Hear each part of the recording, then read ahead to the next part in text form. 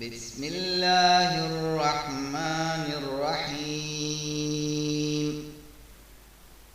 يسبح لله ما في السماوات وما في الأرض الملك القدوس العزيز الحكيم هو الذي بعث في الأميين رسولا منهم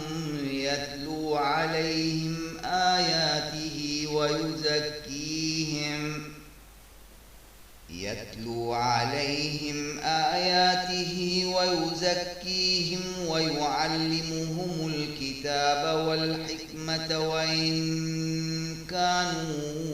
من قبل لفي ضلال مبين وآخرين منهم لما يلحقوا بهم وهو العزيز الحكيم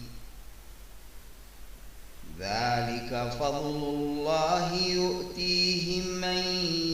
يشاء والله ذو الفضل العظيم مثل الذين حملوا التوراة ثم لم يحملوها كمثل الحمار يحمل أسفارا بئس مثل القوم الذين كذبوا بآيات الله والله لا يهدي القوم الظالمين قل يا أيها الذين هادوا إن زعمتم أنكم أولياء لله من دون الناس فتمنوا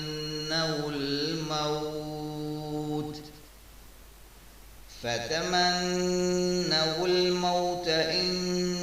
كنتم صادقين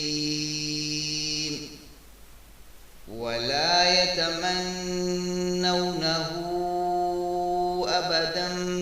بما قدمت أيديهم والله عليم بالظالمين قل إن الموت الذي تفرون منه فإنه ملاقيكم ثم تردون إلى عالم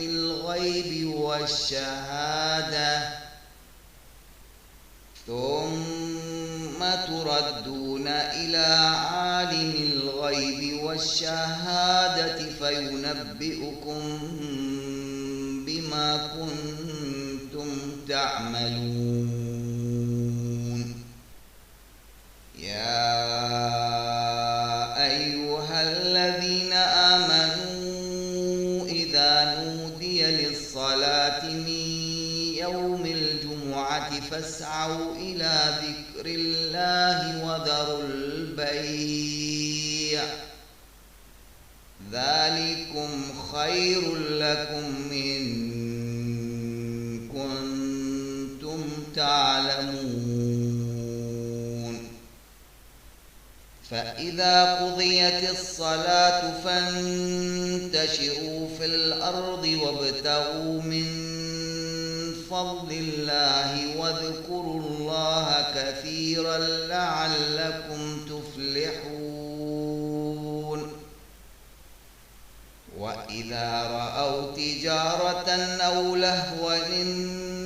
انفضوا إليها وتركوك قائما